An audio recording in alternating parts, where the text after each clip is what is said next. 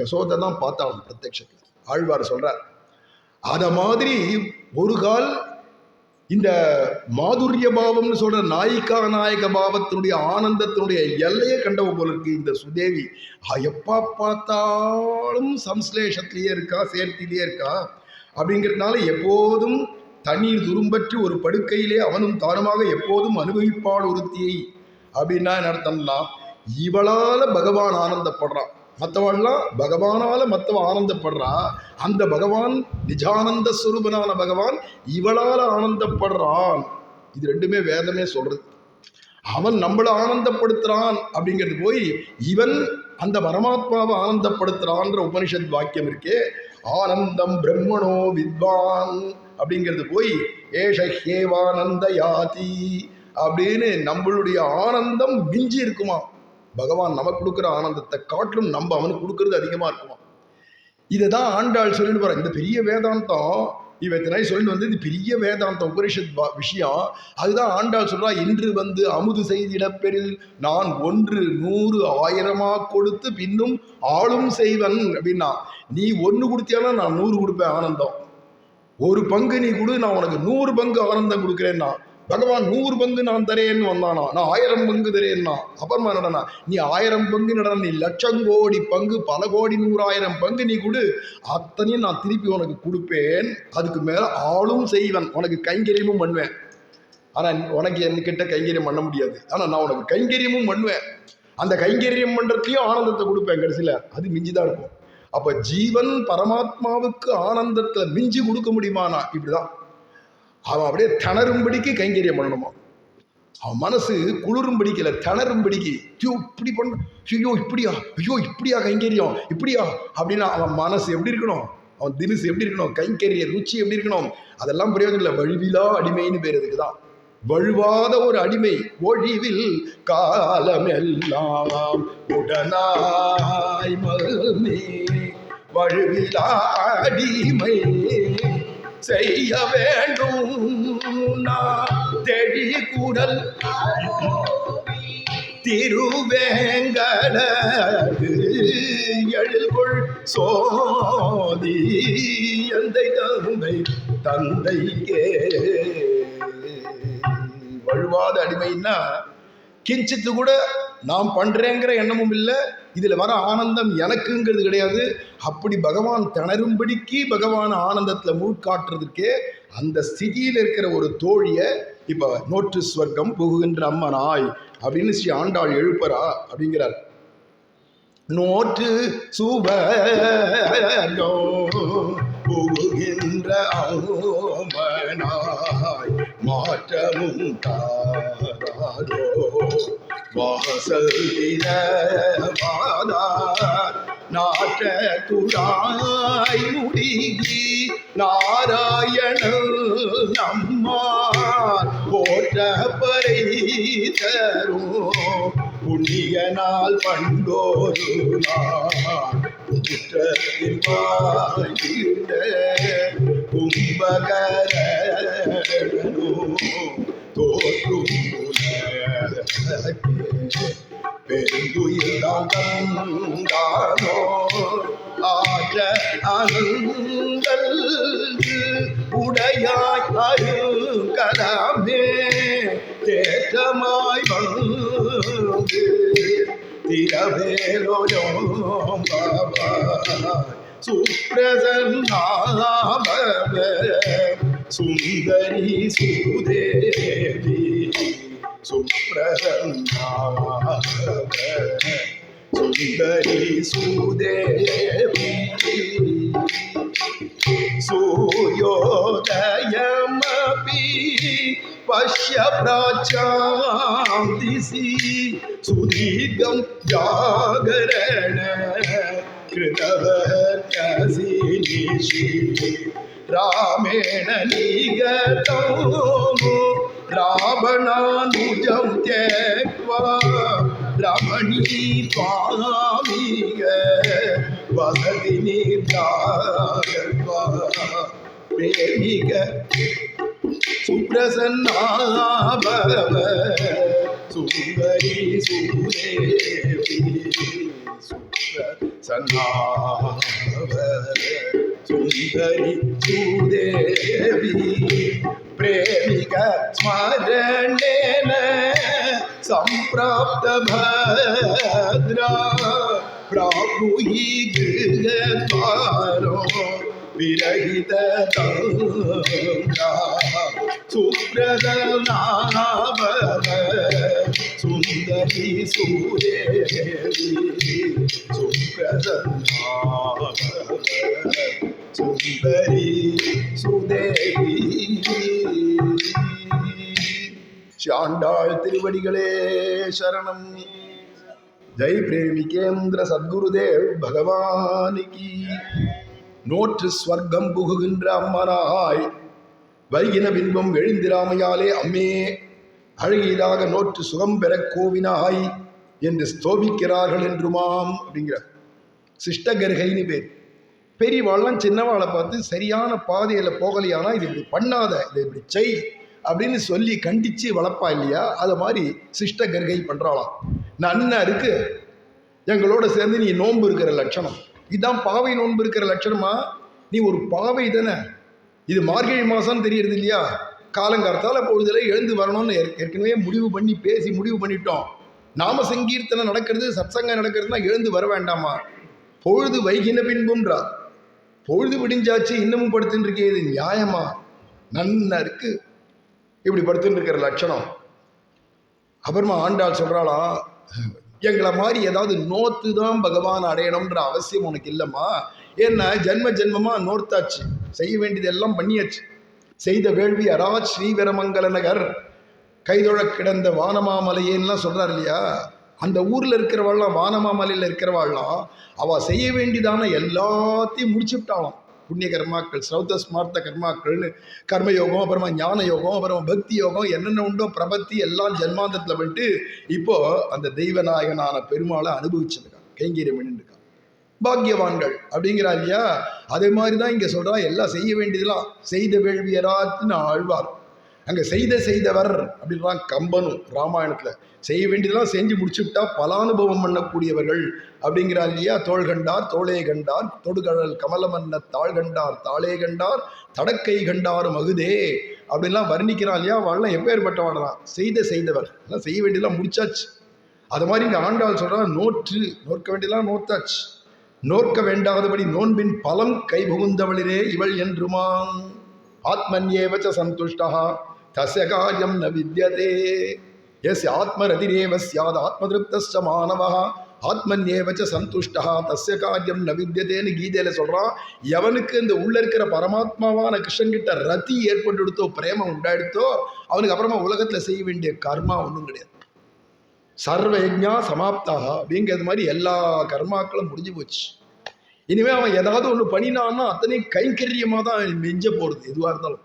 அதனால இவன் நோக்க வேண்டிய நோன்பு ஒன்றும் இல்லை. அப்போ சாதனா பக்தியில் இருக்கிறவா இல்லை, இவெல்லாம் பிரேம பக்தின்னு சொல்லக்கூடிய சாத்திய பக்தியில் இருக்கா, அதுக்கு உரிய பலனை அனுபவிச்சுருக்கா இப்போ அப்படிங்கிறா. சொர்க்கம்னு சொன்னால் எல்லாரும் என்ன நினச்சிருப்பா, தேவேந்திரனுடைய லோகத்துக்கு தான் சொர்க்கமாக்கும், அங்கே ரம்ப ஊர்வசி மேனக திலோத்தம இவெல்லாம் இருப்பாளாக்கும் அப்படின்னு நினச்சிட்டு இருக்கோமே. அந்த லோகத்தை இங்கே சொர்க்கம்னு சொல்ல மாட்டா. ஏன்னா வேதாந்த பரிபாட்டியில் வேதாந்தத்துப்படி எடுத்து பார்த்தோம்னா அப்போ ஸ்வர்க்கம், இந்திரலோகம், இந்திரன் அப்படிங்கிறதுக்கெல்லாம் அர்த்தமே வேற. இந்திரன்னா பொதுவாக தலைவன் அர்த்தம். இந்திரன்னா உடனே தேவேந்திரன் சொன்னாதான் தேவர்களுக்கு தலைவன். சுரேந்திரன் அப்படின்னு அவனுக்கு பேரு. அப்புறம் நாகர்களுக்கெல்லாம் தலைவனாக இருந்தால் நாகேந்திரன், நாகராஜர்களை நாகேந்திரன் சொல்லுவா. அது மாதிரி யானைகளுக்கு தலைவனாக இருக்கிறவனை கஜேந்திரன் சொல்லுவா. அது மாதிரி வனங்கள்ல இருக்கிற மிருகங்களுக்கெல்லாம் தலைவன் மிருகேந்திரன் சிங்கத்தை சொல்றா. அது மாதிரி நரேந்திரன் மனுஷாளுக்கெல்லாம் தலைவன் ராஜாவை பார்த்தா நரேந்திரன் சொல்றா. அப்ப இந்திரன்னா தலைவன் மட்டும் அர்த்தம். இங்கிலீஷ்ல இப்ப லார்டுன்னு சொல்றாளே, லார்டு அப்படின்னாக்க தலைவன் மட்டும்தான் அர்த்தம். காடுனா வேற, லார்டுனா வேற. காடுனா பிரம்மம்னு அர்த்தம், லார்டுனா தலைவன் மட்டும்தான் அர்த்தம். அப்ப இங்க தலைவன்னா அந்தந்த இடத்துக்கு ஒவ்வொருத்தர் தலைவரா இருப்பான். தேவர்களுக்கு இவன் இந்திரன், நாகர்களுக்கு இவன் இந்திரன், மிருகங்களுக்கு இவன் இந்திரன் அப்படின்னு இருக்கு. பொதுவா இந்திரன் சொல்லிட்டா எல்லாருக்கும் தலைவன். அழகிலா விளையாட்டுடைய யாரவர் தலைவர் அப்படின்னு கம்பன் ஆரம்பத்தை சொல்றான் இல்லையா ராமரை. அப்போ அந்த ராமர் தான் தலைவர், எல்லாருக்கும் மேலே மூத்த அப்பன், எல்லாருக்கும் மேலே தலைவர். அப்படிங்கிறதுனால தலைவன் சொல்லி பொதுவாக சொல்லியாச்சு, இந்திரன் சொல்லியாச்சுன்னா வைகுண்டத்தில் இருக்கிற நாராயணனுக்கு தான் பேர். அதான் இந்திரலோகமாலும் அச்சுவை பெரினும் வேண்டேன்னா இந்த இந்திரலோகத்தை சொல்ல, தேவேந்திர லோகத்தை சொல்ல. இங்கே இந்திரலோகம்னு சொன்னால் வைகுண்டம் அப்படின்னு பெரியவாச்சன் பிள்ளை வியாக்கியானம் பண்றார். இது வேதாந்த பரிபாஷை.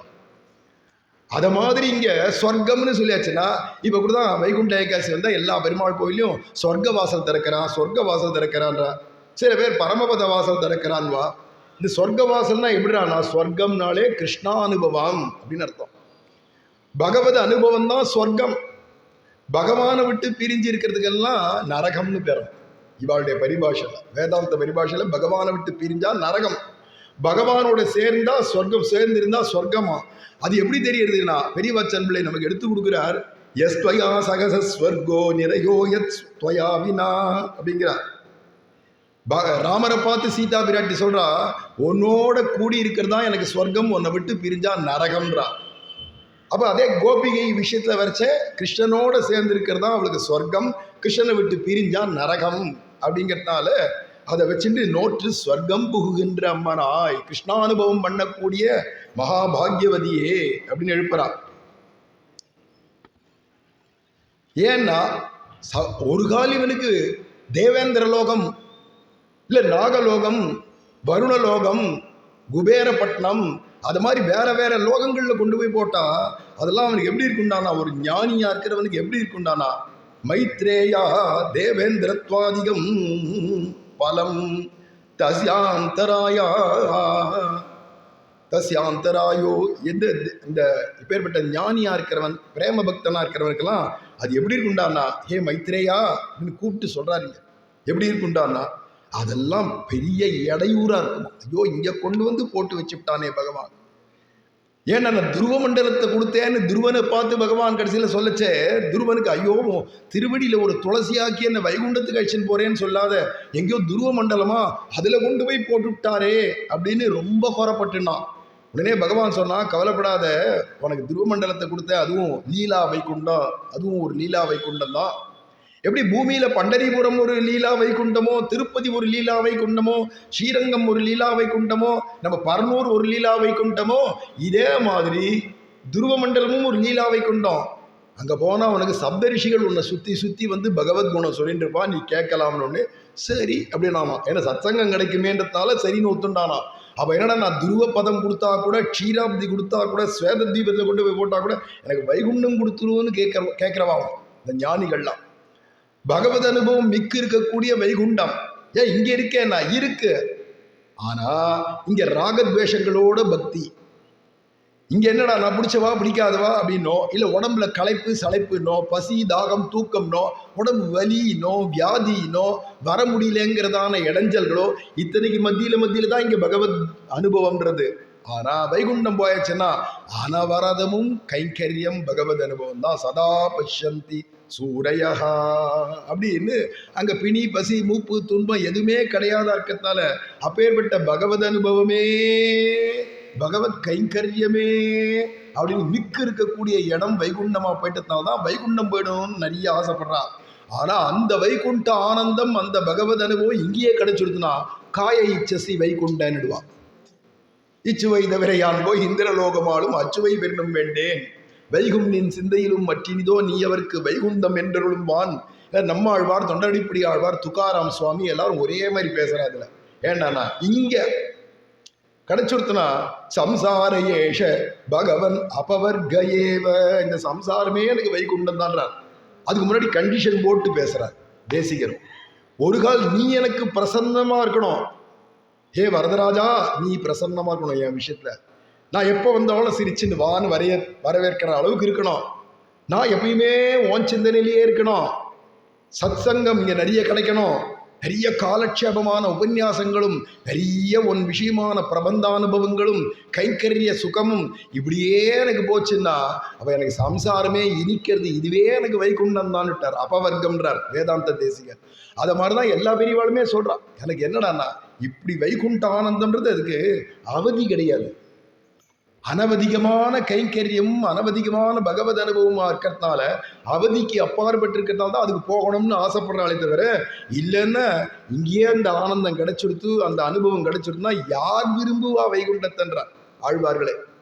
அப்போ அதனால தானே ஸ்வர்க ஸ்னேகோமே பரமோராஜன்னு துவை திஷ்டதி நித்யதா பக்திஷ்ட பரமானித்யா பாவோ நானெத்திர கச்சதின்னு விட்டார் இல்லையா. வரீரா வைகுண்டன் கேட்டால் அனுமார் வரமாட்டேன்னு விட்டாரு. ஏன்டா இங்கே ராமாயணம் இருக்குது, அதில் குணானுபவம் இருக்குது. அப்புறமா இங்கே என்னன்னா, நான் ஒரு சின்ன குழந்தை கூட ரகுபதி ராகவ ராஜாராம் பதீத பாவன சீதாராம் நான் கையை குவிச்சுன்னு கண்ணீர் விட்டுன்னு அப்படியே ஆடி பாடின்னு அப்படியே மயங்கி போயிடுவேனே, இதில் கிடைக்கிற ஆனந்தம் வைகுண்டத்தில் இதெல்லாம் உண்டான்னு கேட்டாராம். அதெல்லாம் அங்கே இருக்காது. சதா பஷந்தின்னு பார்த்துட்டு இருக்க வேண்டியதான். பார்த்தால் பசி தீரும்வாளே அது அங்கே தான் அப்படின்னாரா ராமர். அப்படின்னா நான் இங்கேயே இருக்கேன். கந்தமாதன பர்வதம்னு இருக்கு இங்கே இமயமலையில், அங்கே இருக்க நிம்மதியா. பிராட்டியோ எனக்கு அனுகிரம் பண்ணிவிட்டா, நீ இருக்கிற இடத்துல நிறைய பழங்களும் காய்களும் அப்படியே பழுத்து குலுங்கும், நல்ல சௌக்கியமாக இருக்கும். நீ இருக்கிற இடத்துல இந்த ராமாயணத்தெல்லாம் கீர்த்தனமாக அந்த கந்தர்வர்கள்லாம் வந்து பாடுவா, சௌக்கியமாக நீ இருப்பாயின்னு பிராட்டி அனுகிரம் பண்ணிட்டான் சீதா பிராட்டி. அதனால நிம்மதியாக இருக்கேன், எனக்கு என்னத்துக்கு வைக்கணும் அப்படின்ட்டு அனுப்பிச்சு விட்டார் இல்லையா ராமரை. உம்முடைய சொந்த தாமத்துக்கு நீ போய் தான் ஆகணும். ஆதியன் ஜோதிக்கு நீர் கிளம்பும் அப்படின்னு ராமரை பார்த்து அனுப்பிச்சு விட்டு இவர் இங்கே இருக்காருனா சம்சார ஏஷ பகவன் அபவர்கயேவ. அந்த அனுபவம் அதுதான் இவ எதிர்பார்க்கிறது. சொர்க்கம் புகுகின்ற அம்மனாயின்னு ஆண்டாள் சொல்றா. இவ ஏதாவது நோன்பு, அப்ப இவ வந்து நோக்க வேண்டியதெல்லாம் நோத்தாச்சு இந்த சுதேவின்ற சகி. அப்ப ஆண்டாள் கோஷ்டிலாம் அந்த மாதிரிலாம் எதுவும் பண்ணலையோ, அதெல்லாம் இப்படி அலைஞ்சிட்டு இருக்காளோன்னா அப்படி இல்லை.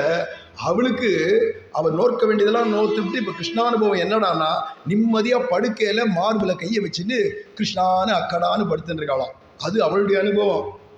இவா என்னடானா அக்கடான்னு படுத்துட்டு இருக்க முடியல, எக்கடான்னு கேட்டுன்னு வந்துட்டு இருக்கா. ஒரு தோழிகளா நீ எங்கே இருக்க, நீ எங்கே இருக்க, நீ எங்கே இருக்கன்னு ஒவ்வொரு தோழிகளையா ஃபுல்லாக எழுந்திரா இதென்ன பேர் ரக்கம் அப்படின்லாம் சொல்லி தோழிகளெல்லாம் எழுப்பி எழுப்பி எல்லாரோடையும் கூடியிருந்து குளிரணும் அப்படிங்கிற ஆசை. அவன் நோத்த நோன்புக்கு கிடந்த இடத்துலையே அனுபவம், இவளுக்கு இருக்கிற நோன்புக்கு கிடக்கிறவாளெல்லாம் எழுப்பி எடுத்துட்டு போய் கொடுக்கணும் அனுபவத்தை அப்படிங்கிற விஷயம். அதுதான் ஆண்டாளுக்கும் இந்த படுத்துட்டு இருக்கிற தோழிகளுக்கும். அவ தூங்குறதோ பேருறக்கமாக இருக்கிறதாலையும் பெருந்துயில்னு சொல்றதாலையும் சமாதியில் இருக்கா. ஏகஸ்வாது நான் புஞ்சித நல்ல திருப்பதி லட்டு கடிச்சா தனியாக உள்ள கொண்டு போய் கதவை சாத்தின்னு இவாளே சாப்பிட்டா நியாயமாது? எல்லாருக்கும் கொடுத்துட்டு விநியோகம் பண்ணிட்டு கடைசியில் இவ்வளோ சாப்பிட்டாதானே. அதை மாதிரி பேர்பட்ட கிருஷ்ணானுபவத்தை தனி ஒருவளாக அனுபவிக்கக்கூடாது, எல்லாரும் கூடியிருந்து உலர்ணமாக இருக்கிறதுனால இவளை வந்து எழுப்பி அழிச்சுன்னு போறா ஆண்டாள் அப்படிங்கிறது தெரியுது. அம்மனாய், அம்மனாய்னா எங்களுக்கெல்லாம் சுவாமினியானவளே, தலைவியானவளேன்னு அர்த்தம்.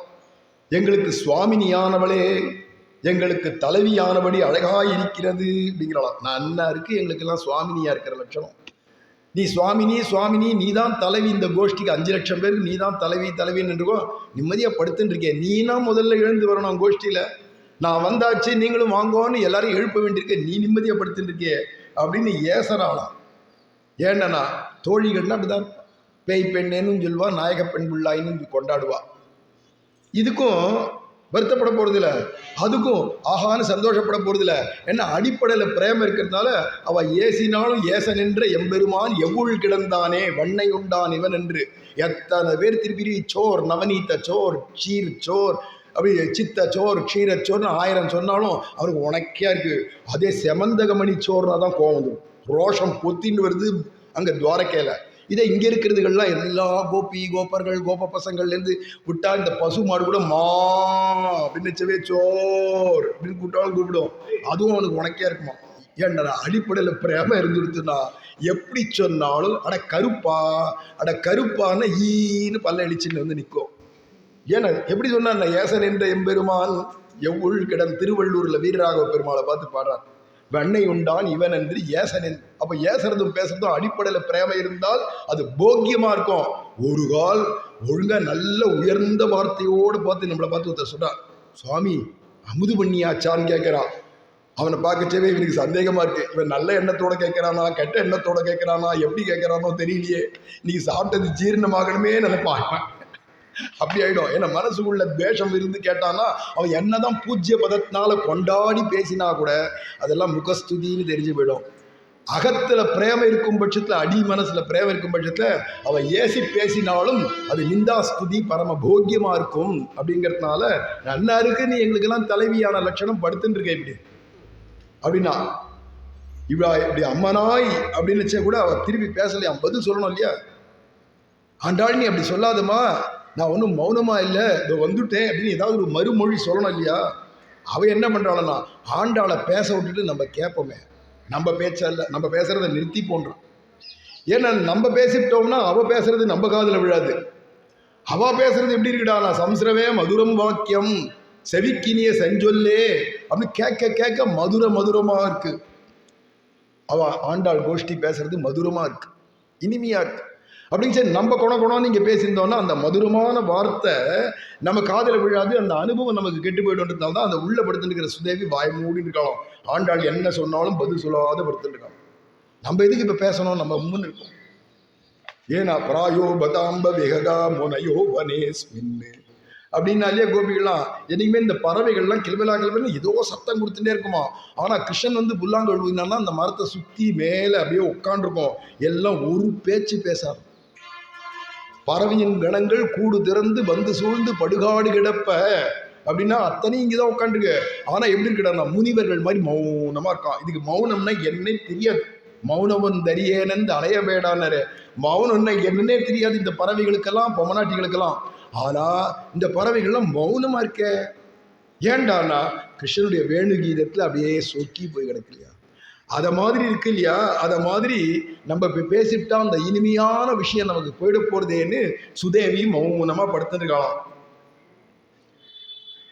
அது மட்டும் இல்லை, நம்மளை பார்த்து சுவாமினி தலைவின்றாலே, நம்ம எல்லாருக்கும் தலைவி ஆண்டாள் தான் அப்படின்னு நம்மளை பார்த்து தலைவி ஆனவளே அம்மனாய் அப்படின்னு கூப்பிட்றாளே, இது உச்சிதம் இல்லை. நம்ம பதில் சொன்னா கூட நம்ம தான் தலைவின்னு ஏத்துண்டுதான் போயிடும். நம்ம பதிலே சொல்லக்கூடாது, மௌனமா இருப்போம் அப்படின்னு இருக்கலாம். உடனே ஆண்டாள் கேட்கிறா, மாற்றமும் தாராரோ வாசல் திரவாதா. உன் வீட்டு வாசக்கதவை தான் அடைச்சுட்ட, இந்த வாயையும் அடைக்கணுமா? வாயால ஒரு மறுமாற்றம் சொல்லக்கூடாதா, மறுமொழி சொல்லக்கூடாதா, பதில் சொல்லக்கூடாதா? மாற்றமும் தாராரோ வாசல் திரவாதா. இவள் வாய் பேசாதே கிடைக்கிற இது பொறுக்க மாட்டாமையாலே மாற்றமும் தாராரோ வாசல் திரவாதார் என்கிறார்கள் அப்படிங்கிறார் பெரியவாச்சன். பதில் சொல்ல மாட்டேங்கிறியே, கதவை சாத்திட்டேன்றதுனால வாயும் சாத்திடணுமா அப்படிங்கிறா. வாசல் செம்மினால் வாயும் செம்ம வேணுமோ? வாசலை தான் பந்தனம் பண்ணிட்ட, கதவை அடைச்சி வச்சுட்ட, இந்த வாயும் போட்டு அடைக்கணுமா? அந்த ரெண்டு உதடியும் திறந்தா என்ன முத்து உதிர்ந்துருமா? முத்து உதிர்ந்தா எங்களுக்கு போக்கியமா இருக்குமே, உதிருட்டுமே. திருநறையூர்ல திவ்ய தேசம் இருக்குல்ல, நாச்சியார் கோவில். இந்த நாச்சியார் கோவில் திவ்ய தேசத்துல போனேன்னா கும்பகோணத்துக்கிட்ட, அங்க வந்து இந்த காவேரி மாதா எங்கெங்கெந்தோ பொறுக்கிண்டு வரக்கூடியதான முத்துகளெல்லாம் நல்முத்து, நல்முத்தெல்லாம் கொண்டு வந்து அப்படியே குப்பையாட்டம் இறைச்சிட்டு போறோம். இந்த ஊர்ல தெருவெல்லாம் போனா, நரையூர்ன்ற திவ்ய தேசத்துல தெருவெல்லாம் போனா ஒரே முத்து கொட்டி கிடக்குமா, குவிஞ்சு கிடக்குமா முத்து. அத மாதிரி என்ன முத்து உதிர்ந்துருமோ? நீ ஒரு வார்த்தை பேசினா அந்த முத்தா உதிர்ந்துரும். வாய் திறவாய், வாசல் மாற்றமும் தாராரோ வாசல் திரவாதார். சில பேருக்கு புதுசா ஒரு பௌஷி வந்துடும், திடீர் கோடீஸ்வரன் ஆயிடுவான். நேற்று வீட்டில் அவனோட நம்மளோட உட்காந்து ஒன்றா சாப்பிட்டு இருந்தான், நம்மளாம் ஒரே ஃப்ரெண்டுடான்னு சொல்லிட்டு இருந்தான். அவன் வீட்டில் எதுவாக இருந்தாலும் இங்கே வருவான், இங்கே ஏதாவதுன்னா அங்கே நம்ம போவோம் அப்படின்னு அவ்வளோ அந்யோன்யமாக இருந்தோம். திடீர்னு என்ன அடிச்சதோ, லாட்ரி கீட்ரி அடிச்சதோ தெரியல, கோடீஸ்வரன் ஆகிட்டான்.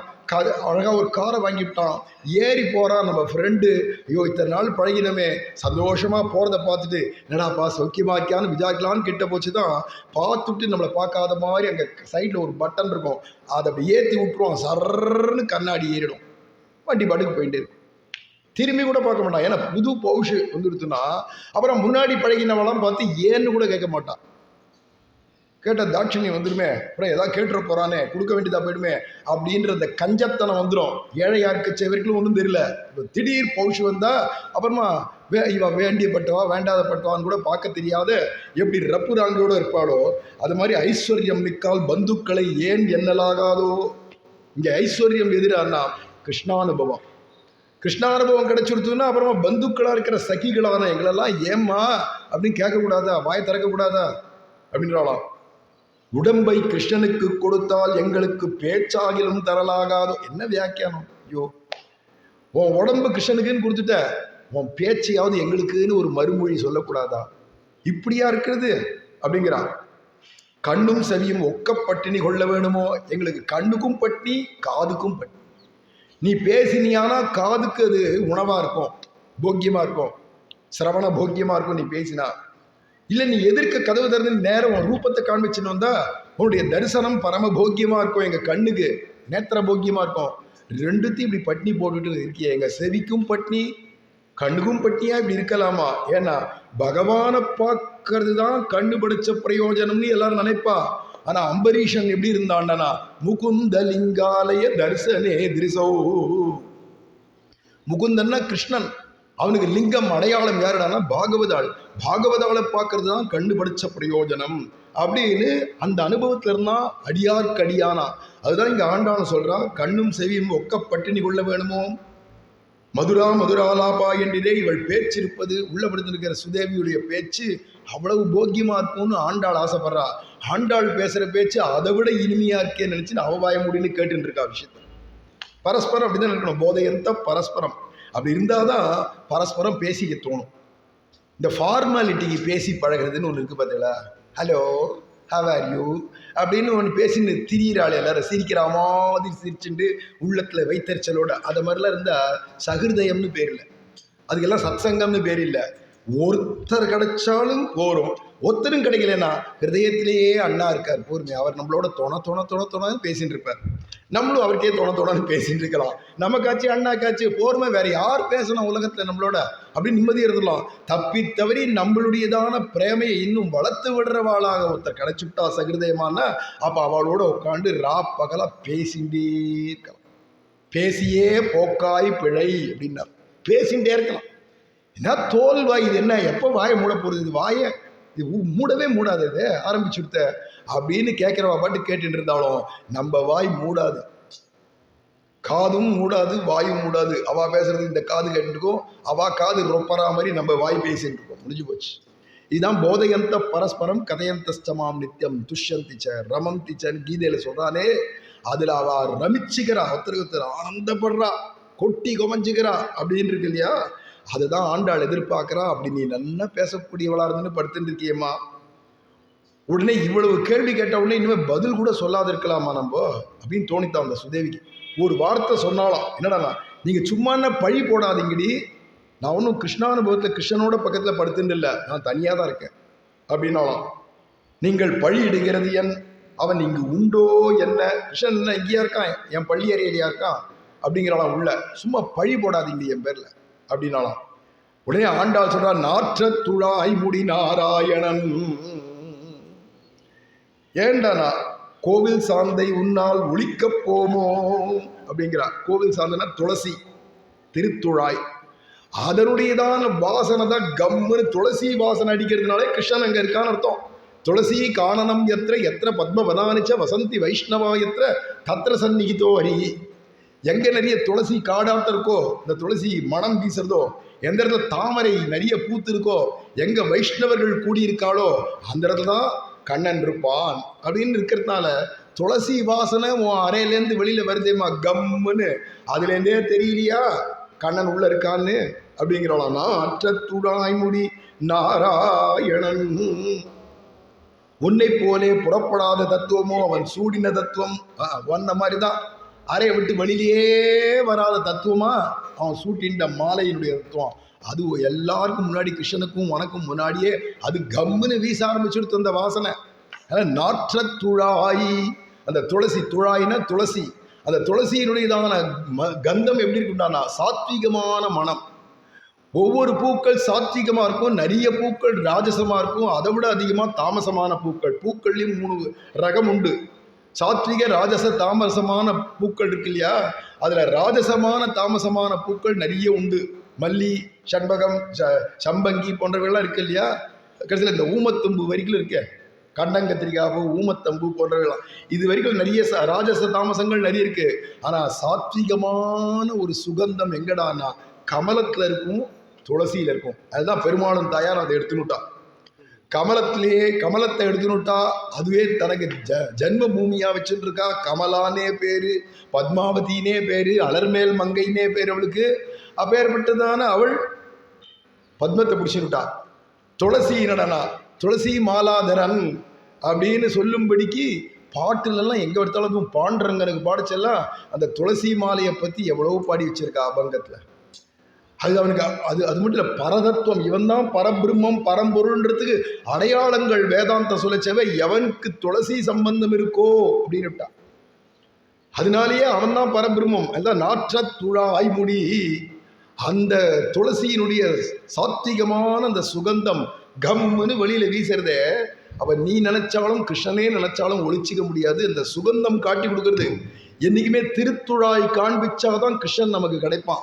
அவதான் நமக்கு புருஷகாரம் சிபாரிசு பண்றவள். ஏன்னா ராசலீலையில கண்ணனும் மறைஞ்சுவிட்டான், ராதையும் மறைஞ்சுவிட்டான்னுச்சே. அவ இந்த கோபிகள்லாம் தேடிண்டு வரா. ஹே ஷியாமசுந்தரா, அம்மா எங்களுக்கெல்லாம் சுவாமினியான ஷீஜு அப்படிலாம் கத்திண்டு இதுகள்லாம் ஓடி வருதுகள். அத்தனை கோபிமார்களும் இங்கே தேடுறா அங்கே தேடுறா. ஏ மல்லி, ஹே மல்லிகே நீ கண்டியா அந்த மாதவனை, ஹே முல்லே நீ அந்த முகுந்தனை கண்டியா அப்படின்லாம் தேடின்னு வச்சே. அப்போ அந்த சமயத்தில் ஒரு துளசி சின்ன செடி ஒன்று இருக்கு.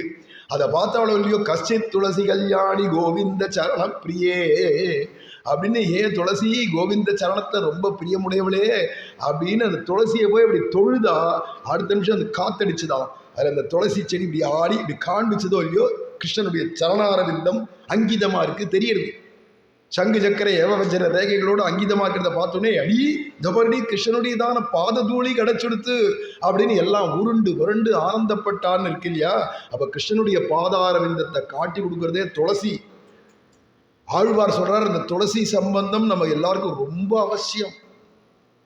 பகவானுக்கு திருவாராதனம் பண்ணணுமான பூஜைக்கு துளசி சம்பந்தம் இல்லாத பெருமாளுக்கு பூஜை பண்ண ஏற்றுக்க மாட்டார் பகவான், ஏற்றுக்க மாட்டார். அந்த துளசி பச்சை துளசி எடுத்து தீர்த்தத்தில் சேர்த்துட்டு மந்திரிச்சா தான் அதுக்கப்புறமா ஆரம்பிக்கலாம். திருவாரத்துக்கு அர்க்கியம் சமர்ப்பியாமின்னு ஆரம்பிக்கலாம். அது மாதிரி அவனுக்கு தீர்த்தம் கொடுக்கணும்னாலும் சரி, பிரசாதம்னாலும் அதுல எல்லாம் துளசியை சேர்த்தா தான் அந்த பிரசாதமாக பகவான் ஸ்வீகரிப்பான், அதில் கிருபை பண்ணுவான். இல்லாட்ட ஏற்றுக்க மாட்டான். அப்படிங்கிறதுனால துளசி சம்பந்தம் வேணும். ஒரு கால் பச்சை துளசி கிடைக்கலன்னா துளசிக்கு மட்டும் நிர்மால்ய தோஷம் கிடையாது. நேற்ற துளசி, முன்னாடி துளசி, 10 வருஷத்துக்கு முன்னாடி உபயோகப்படுத்தின துளசி காஞ்சி போய் கிடந்தா கூட அதை எடுத்து தீர்த்தத்தை சேர்த்துக்கலாம், அதை எடுத்து பிரசாதத்தை சேர்த்துட்டு அம்சம் பண்ணலாம், நைவேத்தியம் பண்ணலாம். அதுக்கு நிர்மால்ய தோஷம் புஷ்பங்களுக்கெல்லாம் உண்டே தவிர துளசி கிடையாது.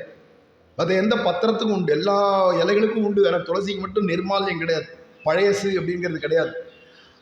அதுவும் காஞ்ச துளசி கூட இல்லைன்னு வச்சுப்போமே, துளசியினுடைய குச்சியோ துளசியினுடைய கட்டையோ ஏதாவது இருந்தால் கூட அதை தீர்த்தத்தில் சேர்த்து கூட திருவாராதனம் பண்ணலாமா. ஒரு கால் அதுவும் கிடைக்கலன்னு வச்சுப்போம், துளசியினுடைய வேர் இருக்கு பாருங்கோ, அந்த வேர் கிடைச்சதுனா கூட அந்த வேர் காஞ்ச வேர் தான் அதை போட்டால் கூட போருமா. இதுவும் கிடைக்கலன்னு வச்சுப்போம், இந்த இடத்துல தான் துளசி செடி இருந்ததுன்னு நமக்கு தெரிஞ்சா அந்த மண்ணை எடுத்துன்னு வந்து திருவாராதனத்தில் தீர்த்தத்தில் சேர்த்தா போருமா. தாராயினும் தலை கொம்பதாயினும் நின்ற வேராயினும் நின்ற மண்ணாயினும் கொண்டு வீசுமினேன்னு திருவிருத்தத்தில் நம்மாழ்வார் சொல்றார். திருத்துழாய்க்கு அவ்வளவு முக்கியத்துவம். அப்பேற்பட்டதான திருத்துழாய் நாற்றத்துழாய் முடி நாராயணன் உடனே சொன்னா, இப்போது அவன் உண்டாக வேணுமோ. உன்னை உள்ள படுத்திருக்கிற சுதேவி சொல்றா, அவன் ஒண்ணு இப்ப இல்லடி இங்க என் கூட, இல்ல துளசி மனம் வீசுறதே. அன்னைக்கு ஒரு நாள், ஒரு 10 நாளைக்கு முன்னாடி இங்க எங்க ஆத்துக்கு வந்தான். வந்து என் படுக்கையில வந்து கொஞ்ச நாள் இப்படி படுத்துட்டு இருந்தான். என்ன அவனுக்கு காலெல்லாம் பிடிச்சி விட்டேன், உண்மை இதுதான், பாதசேவனம் பண்ணேன். அன்னைக்கு படுத்துட்ட வாசனை இன்னைக்கும் அடிச்சுருக்கு. அன்னைக்கு என்னைக்கோ கிருஷ்ணன் வந்து படுத்துனா இன்னைக்கு அந்த வாசனை அடிக்கிறது. ஏண்டானா அது வந்து அப்புறமா என்னடா என் உடம்புலேருந்து தான் அந்த துளசி வாசனை வருது அப்படிங்கிறாளாவும். என்னன்னா அன்னைக்கு ஒரு நாள் என்னை கட்டின்டா, அன்னைக்கு தொத்தின்ற அந்த துளசி வாசனை என் உடம்புல இன்னமும் போகலை. அது எப்படின்னா 10 குளிக்கு பெருமே அப்படிங்கிறார். 10 குளினா 10 நாள் குளிச்சாலும் போகாதான். ஏன்னா பரிமள ரங்கன் திவ்ய கந்தகா திவ்ய ரசகான்னு வேதமே சொல்லுது. அதனால அவன் ஒரு நாள் இங்க வந்து படுத்துனா அந்த படுக்கையில, அதனால அந்த வாசனை அடிக்கிறதே தவிர உண்மையில அவன் இப்ப இல்லடி அப்படிங்கிறார். நீ இல்லைன்னு சொன்னாலும் கிருஷ்ணனே பார்த்து நான் இங்க இல்லை அப்படின்னு கத்தி சொன்ன, எங்க அப்பா குதிரைக்குள்ள இல்லைன்ற மாதிரி கிருஷ்ணனே வந்து நான் இங்க இல்லை அப்படின்னு சொன்னாலும் நாங்க நம்ப மாட்டோம். ஏன்டா உடனே அவ சொல்றா, கிருஷ்ணன் இங்க வரணுமானா நீங்க தான் ராத்திரி 12 மணி இல்லை 10 மணிலேருந்தே நேற்று ராத்திரியிலேருந்து எங்கள் வீட்டு வாசலையே பழியாக கிடக்கிறாள்.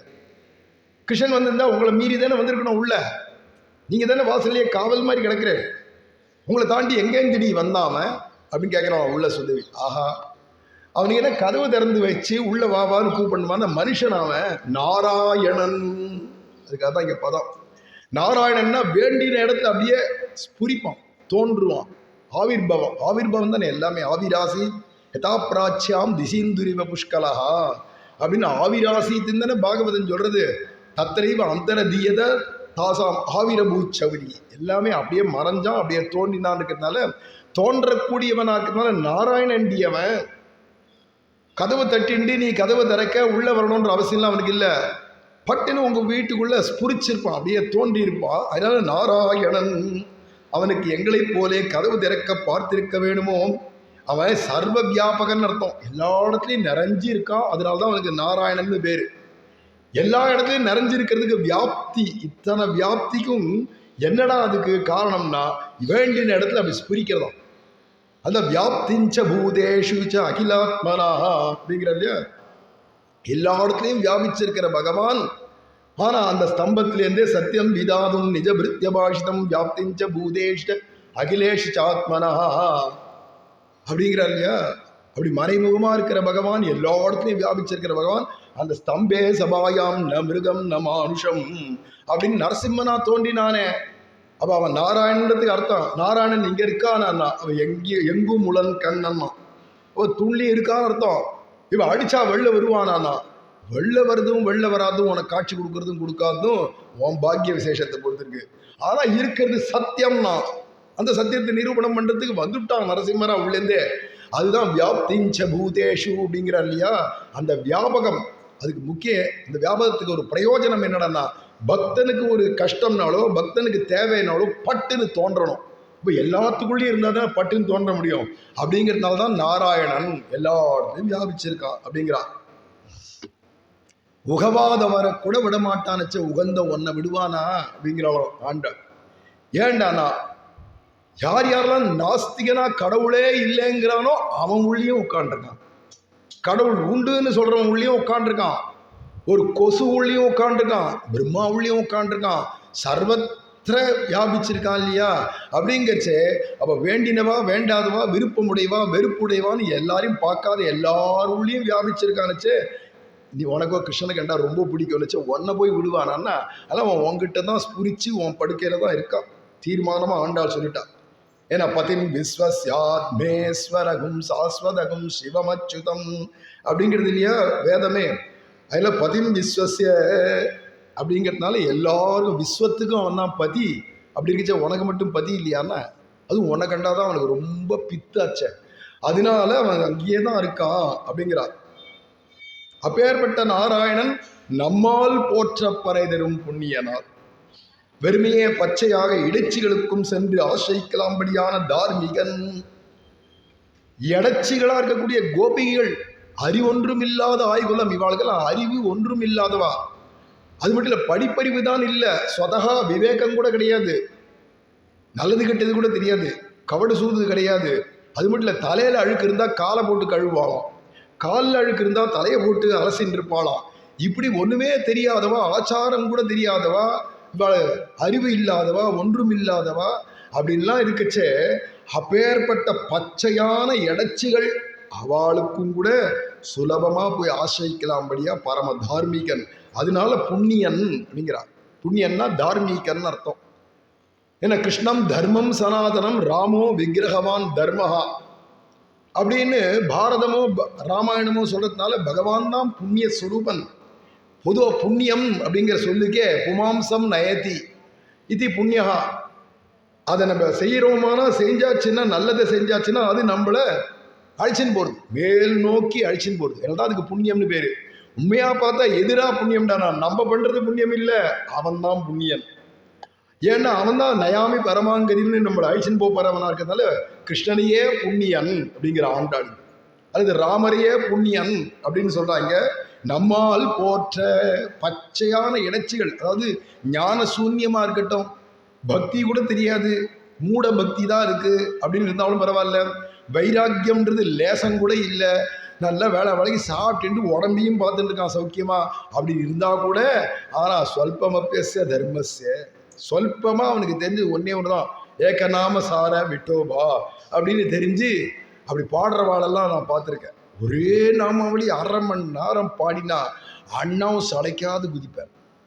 விட்டல் விட்டல் விட்டல்னா குதிச்சுட்டே இருப்பார். பாடுறவர் கண்கள்லேருந்து கண்ணீர் வரும். வாயை பார்த்தா சிரிக்கிற மாதிரி இருக்கும். அப்படியே பார்த்துட்டே கண் கொட்டாத பார்த்து அனுபவிச்சுட்டு இருப்பா. குதியோ குதியோன்னு அவரும் குதிச்சுட்டே விட்டல்னாவே இடுப்பில் கை வச்சு பார்த்துருக்கோம் இல்லையா? ஏக்கநாம சாரன். அது ஒண்டிதான் தெரியும், வேற ஒன்றும் எனக்கு தெரியாது. ஏன்னா நாரணா என்னும் இத்தனை எல்லால் நாராயணான்னு சொல்றதை தவிர வேற ஒன்றும் எனக்கு தெரியாதுங்கிறார் ஆழ்வார். அந்த மாதிரி இருந்துட்டா கூட போருமா? அப்படி இருந்துட்டாலும் பச்சையா நம்ம ஒன்றும் தெரியாதவாளா இருந்தா கூட போருமா? சுலபமா ஆசிரிக்கலாமா? நாமத்தை சொல்லிட்டு இருக்கலாமா? ஆசிரிக்கிறதுனா வேற சரணாகதி பிரபத்தி அதனுடைய 6 அங்கங்கள் இதெல்லாம் கஷ்டப்படாத. கோவிந்தா கிருஷ்ணா சொல்லிட்டுதாலே போறோம். அவன் ஒன்ன எப்படி அழைச்சின்னு போனோம் மேலன்னு அவன் பார்த்துப்பான். புண்ணியனால் அப்படிங்கிறான். நம்மால் போற்றுவதுன்னா பல்லாண்டு பாடுறதுன்னு அர்த்தம். பின்னாடி அடி போற்றி, திரள் போற்றி, புகழ் போற்றி, குணம் போற்றி, வேல் போற்றி அப்படின்னு பின்னாடி பாட போறா இல்லையா? போற்றுவதுன்னா பல்லாண்டு பாடுறது. அப்படி பல்லாண்டு நம்ம கூட பாடலாமே. இது பிறப்புரிமையாச்சே பல்லாண்டு பாடுறது. இன்னார்தான் பாடணும், இன்னார் பாடக்கூடாதுன்னு கிடையாது. அதில் போற்ற குடிபிறப்பு இருக்கும்படி ஆண்டாளுக்கு இது பரம்பரா லப்தமான சொத்தான், பரம்பரையில் கிடைச்ச சொத்தான். அவள் அப்பாவே என்ன பண்ணுவாங்களான்னா, அவள் அப்பா பல்லாண்டுன்னு பாடுறவர் தானே பெரியாழ்வார். அவள் பொண்ணா இருக்கிறதால இவளும் போற்ற பல்லாண்டு பாடுவலாம். இது ஒரு புறம். பெரியாழ்வார் தான் புதுசா பல்லாண்டு பாடுறாராக்குன்னு நினைச்சுக்காதீங்க. அவ அப்பா முகுந்த பட்டர்னு பேரு, பெரியாழ்வாருடைய அப்பா. முகுந்த பட்டரும் பல்லாண்டு பாடினவர். அவ அப்பா பல்லாண்டு பாடினவர். எந்தை தந்தை தந்தைதன் மூத்தப்பன் 7 படிகால் தொடங்கி வந்து வழி வழியாட் செய்கின்றோன்றதுனால இந்த பெரியாழ்வாருடைய பரம்பரையில இருக்கிற எல்லாருமே பல்லாண்டு பாடுறவாளாம் பகவானுக்கு. அதனால ஆண்டாளுக்கு அது பரம்பராலப்தமான ஒரு கைங்கரியமா. அதனால போற்ற, நம்மால் போற்ற. பொம்மை நாட்டிகள்லாம் இப்படிலாம் பல்லாண்டு பாடலாமா? பொம்மை நாட்டிகள்லாம் பஜனை பண்ணலாமா? பின்ன என்ன பொம்மை நாட்டிகள் வேற என்ன பண்ண முடியும்? வேதமா ஓத முடியும்? ஏன் ஏவம் வேதான்னு வேதத்தையா சொல்லிட்டு இருக்க முடியும்? பொம்மை நாட்டிகள்னா கனபாட்டிகள் வேணா சொல்லிட்டு இருக்கட்டும். பொம்மை நாட்டிகளுக்கு என்னடா முதல் அதிகாரம் பக்தியில கீதையில சொல்றான், ஸ்திரியோ வைஷ்யா ததா சூத்ரா தேபியாம்தி பராங்கதின்னு சொல்லிச்ச முதல்ல பொம்மை நாட்டிகளுக்கு தான், ஆண்டாள் கோஷ்டிக்கு தான் முதல் இடமே அப்படின்னு பகவான் கொடுக்குறான். ஆனா பெண்களுக்கு பக்திக்கு முக்கிய இடம் இருக்குச்சே. நம்மால் போற்ற. போற்றினா என்னடா? பல்லாண்டு பாடினா பறை தரும் புண்ணியனா. பறைனா என்னடான்னா ஆண்டாள் எந்த பறைனா கைங்கரியம் தான் அவளுக்கு பறை. அந்த கைங்கரியத்துக்கு வேண்டிய ஊக்கமும் தட்டொழியும் தந்து, அதுதான் இங்க போற்ற பறை தரும் அப்படிங்கிறாளாம். ஊக்கம்னா விசிறி, தட்டொழினா கண்ணாடி. இது எதுக்கு பிரயோஜனம்? விசிறியும் கண்ணாடியும் வாங்கிட்டு கிருஷ்ணன் இவன் என்ன பண்ண போறனா? கிருஷ்ணனுக்கு சுப்பிரபாதத்துக்கு விசிறிட்டு கண்ணாடி காண்பிச்சு தானே சுப்பிரபாதம் பண்ணணும். அதுக்கு இது உபயோகப்படுமே. அதனால உக்கமும் தட்டொழியும் அதுதான் பறை தருவான்றாங்க. அப்ப என்னடா கைங்கரியத்துக்கு வேண்டிய அத்தனை உபகரணங்களையும் கொடுக்கணும், அத்தனை ஆனுகூல்யங்களையும் பண்ணி வைக்கணும். நமக்கு மனசும் கைங்கரியத்துல புத்தி போகணும், கைங்கரியத்துல பலனை விரும்பாத எண்ணங்கள் வரணும், மேலும் அவன் முகப்புக்காக செய்கிறோம் அப்படிங்கிற எண்ணம் வரணும். எல்லாமே அவன் பார்த்து கொடுத்து கடைசியில் அவனே சரணாரவிந்தத்தையும் காட்டணும். இத்தனையும் அவன் பண்ணினாத்தான் அப்புறமா என்னடா நான் கைங்கரியம் பண்ணேன்னு நம்ம என்ன சொல்லிட்டு இருப்போமே தவிர நம்ம எங்க பண்றோம்? யோன் தப்ரவிஷ்ய மமவாச்சம் இமாம் பிரசுத்தான்னு ஆரம்பிச்சானே, அதுதான் ஞானத்தினுடைய உச்சி, பிரபத்தினுடைய சரணாகதியினுடைய உச்சி. ரெண்டும் தான். அவன் பண்ணி வைக்கிறானே தவிர எனக்கு இதுக்கு சம்பந்தமே இல்லை. அவனுடைய தேரி வஸ்து தேரே ஆகே, எல்லாம் உன்னுடையது, உனக்கே அர்ப்பணம் அப்படிங்கிறது போல எல்லாம் அவனால் செஞ்சு வைக்கப்படுது. அவனா கொடுக்குற புத்தி, அவனா கொடுக்கறதாக்கட்டும் தான் போற்ற பறைதரும். ஊக்கம் தட்டொழிலேருந்து ஆரம்பித்து அவன் தான் திருவடியை உள்பட கொடுத்து கைங்கரியத்தை எப்படி பண்ணணுன்ற புத்தியும் கொடுத்து அது சமயோச்சிதமாக பண்ணும்படிக்க வேண்டிய ஆணுகூல்யத்தையும் பண்ணி எல்லாத்தையும் பண்ணிட்டு கடைசியில் அதுக்கு பலனா சந்தோஷமும் அவனே பட்டுக்கிறான். வேடிக்கை பார்க்கறதா நம்ம, எல்லாத்தையும் வேடிக்கை பார்த்துட்டு இருக்கிறவா தான் நம்ம அப்படிங்கிறதா இங்கே சொல்றா. போற்ற பறைதரும் புண்ணியனால். இங்க புண்ணியன் அப்படின்னா தண்ணீர் மாதிரி. என்னடா எல்லாத்துக்கும் அடிப்படை தண்ணீர் தானே. அதான் ஆழ்வார்கள்லாம் பெருமாளை சொல்லிச்சவே தண்ணீரும் எந்தாய் தான் சொல்றார். பகவானே தண்ணீராக சொல்றாய். உண்ணும் சோறு பருகு நீர் தின்னும் வெற்றிலையும் எல்லாம் கண்ணன் அப்படிங்கிறா இல்லையா? தாரக போஷக போக்கியங்கள் எல்லாமே கிருஷ்ணன் தானச்சே. அப்ப தண்ணீர் அப்படிங்கிறது எல்லாத்துக்கும் ஆதாரம். அது மாதிரி புவனாதாரா பிரேமாவதாரா தர்சனேன தவ கிருஷ்யாமி எல்லாத்துக்கும் ஆதாரபூதன். அதுதான் தண்ணீர் அப்படின்னு. அதுதான் புண்ணியன் அப்படிங்கிற பதத்தால் ஆண்டாள் சொல்றா. புண்ணியன் தண்ணீர் ஆதாரபூதன் அப்படின்னு எதை சொன்னாலும் பகவான் தான் சொல்றது. அப்படி தண்ணீரா இருக்கிற, குளிர்ச்சியான தண்ணீரா இருக்கக்கூடிய பகவான கொதிக்கிற வெந்நீராக்கிவிட்டான் ஒருத்தன். பகவான குளிர்ச்சியே தெரிஞ்சதான பகவான, சந்திரனை போல குளிர்ச்சியா இருக்கக்கூடிய பகவான சூரியனை போல சுட்டு பொசுக்கிற மாதிரி பண்ணிவிட்டானாம். யாருடன்? அந்த ராவணனும் கும்பகர்ணனும். அதனால பண்டொரு நாள், அன்னைக்கு ஒரு நாள், குழந்தைகள்லாம் கதை சொன்னா அப்படிதான் ஆரம்பிக்கும். ஒன்ஸ் அப்பான டைம் அப்படின்னு ஆரம்பிக்கும் இங்கிலீஷ்ல. தமிழ் என்னடா, பண்டொரு நாள் அன்று இவ்வுலகம் அளந்தாய் அப்படின்னு கதை ஆரம்பிச்சா அப்படித்தானே ஆரம்பிக்கும் குழந்தைகளாம். ஆண்டாளும் குழந்தை தானே எழுதச்சே, அதெல்லாம் ஆண்டாள் சொல்லலாம் பண்டொரு நாள் ஒன்ன மாதிரிதான். எழுந்து வராத படுத்தினா ஒருத்தன், அவன் கதை சொல்றேன் கேளு. இவன் வர அரட்சணம் எழுந்து வராதுக்கு கும்பகர்ணனோடு ஒப்பிட்டு பேச போறான். பண்டொரு நாள், அன்னைக்கு ஒரு நாள் முன்பு உன்னை போலே உணராதே நோவுபடுத்தினான் ஒருவனும் உண்டுகான். ஒருத்தர்னா ரொம்ப நோவுபடுத்தினான்.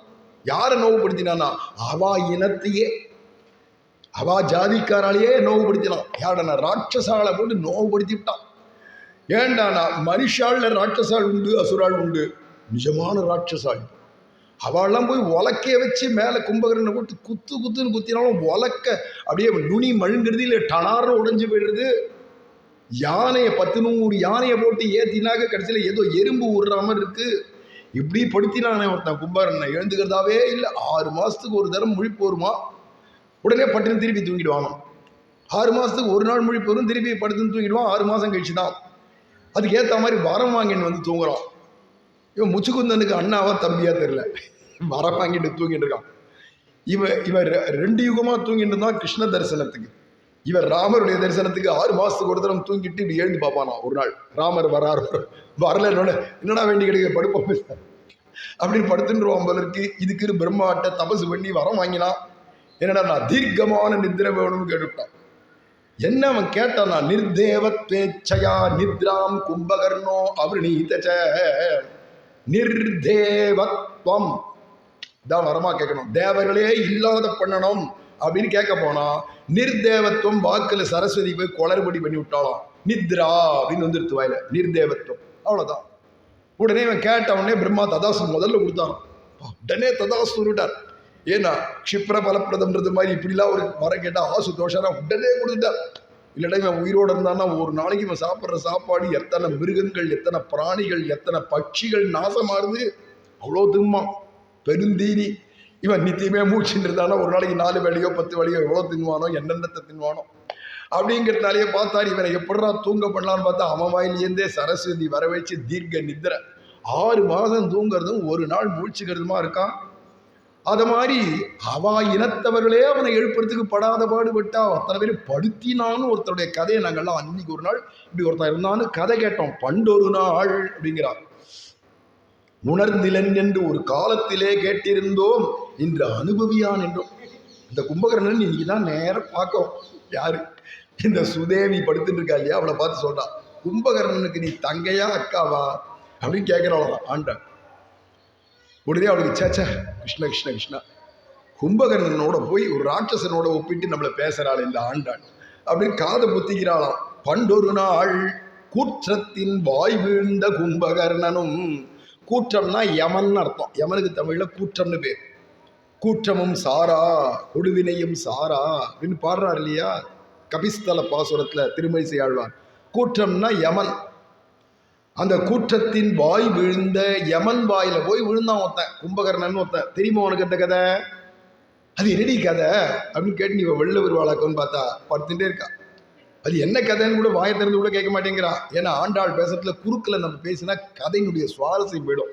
நம்ம குறுக்கில் பேசவே கூடாது, அப்படியே கேட்டுன்னு இருக்கணும் அப்படின்னு அண்ணாட்ட கதை கேட்டவ போல இருக்கு இந்த சுதேவி. என்னால என்னடா நான் நடுவில் பேசவே மாட்டேங்கிறான், அப்படியே என்ன அப்படியே இருக்கா. கேட்குறாளா கேட்கலையா, என்ன மூச்சுதான் இருக்காளா தூங்குறாளா ஒன்றும் புரியலையே அப்படின்னு தோன்றதே தவிர நன்னா ஆழ்ந்து திருக்கண்ணமங்கை பெருமாள் மாதிரி கேட்டுட்டு இருக்காளாம். நல்லா கேட்டுட்டு இருக்கா. பண்டொரு நாள் கூற்றத்தின் வாய் விழுந்த. இது என்ன ஆச்சுறானா, கூற்றத்தின் வாயில யமன் வாயில போய் விழுந்தான்னு சொன்னதுக்கு பெரியவாச்சன் வியாக்கியானத்தில் சொல்றார், ஒரு ஊர்ல ஒரு தார்மீகன் இருந்தா ஊர்ல இருக்கிறவங்களுக்கெல்லாம் தண்ணீர் கோடை காலத்திலையும் கிடைக்கணுமேனு தானே ஒரு பெரிய குளத்தை வெட்டினான். குளம் நிறைச்சி ஜலம் எப்பயுமே இருக்கு 365 நாளும்.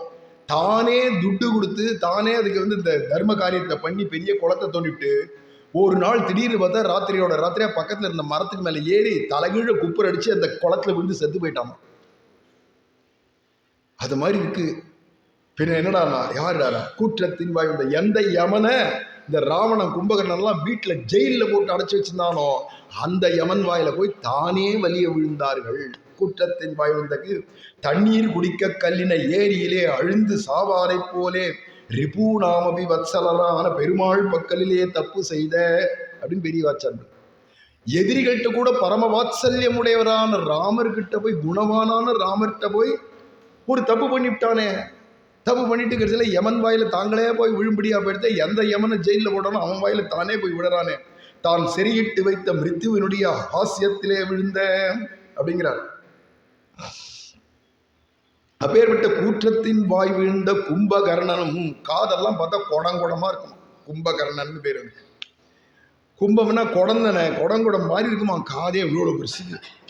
அதில் அவனுக்கு கும்பகர்ணன் பேரு. அவனும் தோற்றும் உனக்கே பெரும் துயில்தான் தந்தானோ. ஒவ்வொருத்தரும் ஒவ்வொரு விதத்துல தலைவர்களா இருக்கா. அதுல தூக்கத்துக்கு தலைவன்னா கும்பகர்ணன் தான் பேர் போனவன்.